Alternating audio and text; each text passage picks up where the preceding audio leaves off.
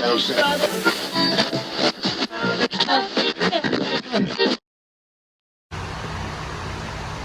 everybody, I know it's probably been maybe 2-3 weeks now since I made a video.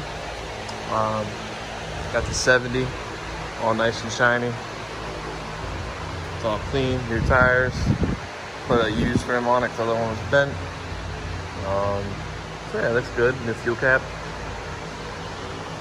I actually had her working 2 or 3 weeks ago under a heavy load with a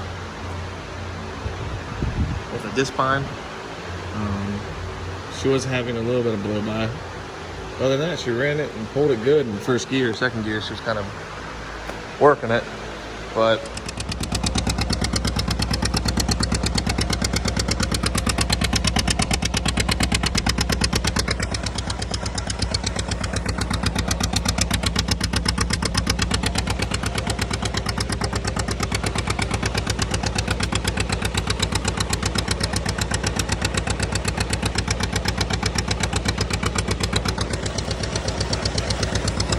right now I'm working on this today, the D.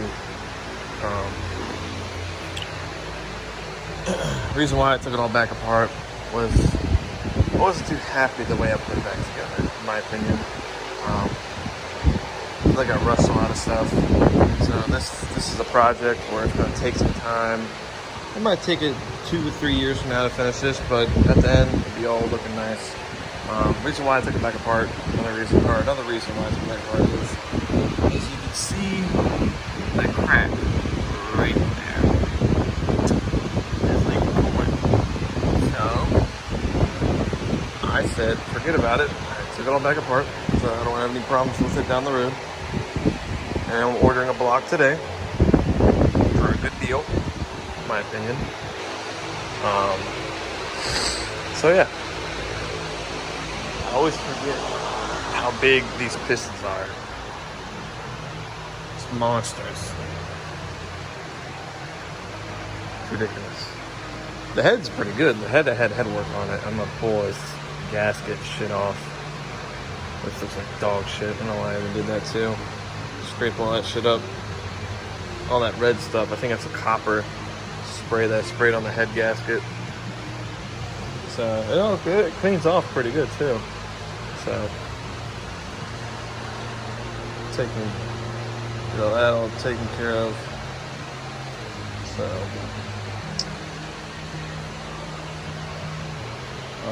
then I saw more of this, more wear on this side.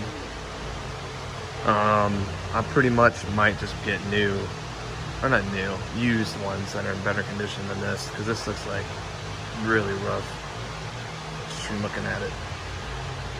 I even thought about taking the crank back out.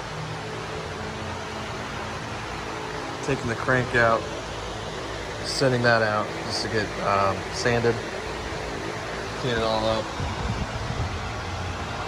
So it's a little rough, just a little bit. And then I know that not the camshaft, but the arms that push on the camshaft pushes on. I know that one of them was too far over from one of the rods. It was actually rubbing the rod against the side of the wall, so I gotta figure that out. That's why that's another reason I took it back apart too. And I want to look more into the governor. I want to rebuild it. I want to clean it inside, clean all the gears up, paint everything so it's nice and inside. Obviously you're not gonna see it, but pretty much go through everything. I know it's gonna be 2 pins on both sides. Because when you pick it up, I put bearings on, which are very expensive. You all over get the bearing repair or rebuild kit, and they're pretty expensive. The kingpins are also expensive. They're about $300 from John Deere. The reason why they're bad is because when I jack it up in the middle, this tire decides to go pretty much just likes to go like this, or that it just moves really bad. So same thing with this side. So pretty much, yep. That's all I got done so far. But in my opinion, what I might do is when I take stuff apart, like the block, for instance, when I get the new block, when I do all the machine work, I'm gonna paint it. Because I didn't do the pony motor on that. It's starting to rust a little, but since it's inside, it's not going to get rusted that bad, but I like to put paint on it sooner or later.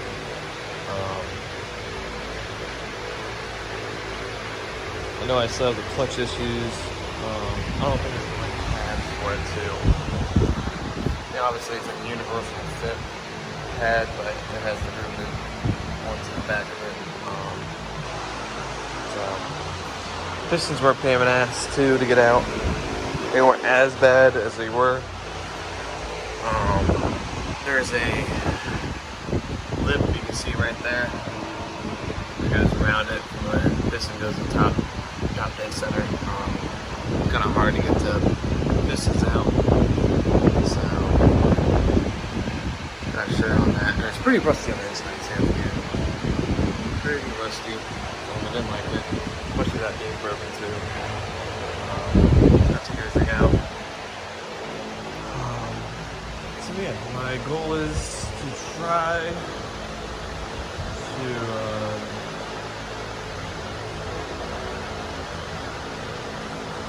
because I think if I undo those bolts, the front end's still not going to stay up. That's on a pivot point right there. So my idea was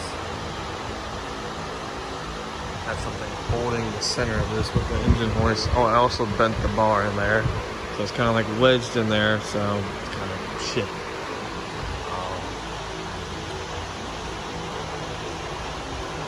Somehow I was gonna make a little mechanism that holds up this part, or use engine hoist, but somehow strap it. I might just strap it to the crank, maybe. I'm not sure. Thought about just jacking it up a little bit. Like blocks of wood underneath of it. But then I have, I think the oil pan, or the, might be fine if I get some pieces of wood like that on the front. So, alright, let's see what pieces in here. Well guys, this is what it looks like. Got the block off. About to order one as soon as I go inside. I think for $600. The block's been cleaned and checked for cracks. It just needs honing and re-sleeved, I think, what the guy said. So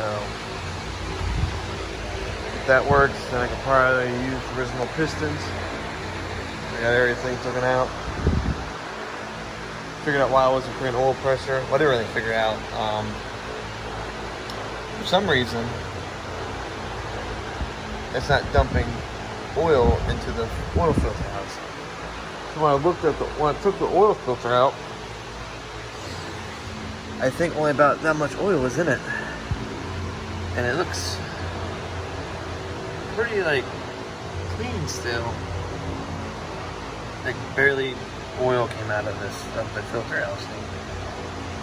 Like those pour oil out when you take the filter off. It just dumps maybe about like 2 to 3 quarts, maybe in the oil filter housing. But it was less than a quart, I feel like. So I think that's why there's something going on in there. That housing down there, it's not causing enough oil to go in it or something. So,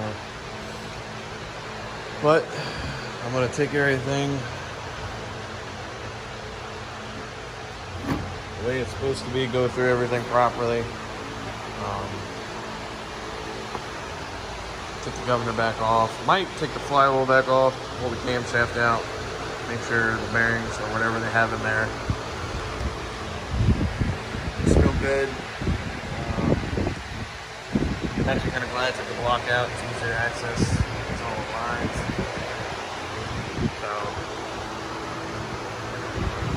easier to mess with that too down there, because I know that the oil adjusting screw is really tight for some reason. I even took the top screw off of it so you can loosen it up, and it's still tight for some reason. So I think it really is to unscrew it and then go through the whole oil filter housing. I think someone's clogging the lines or something, I don't know.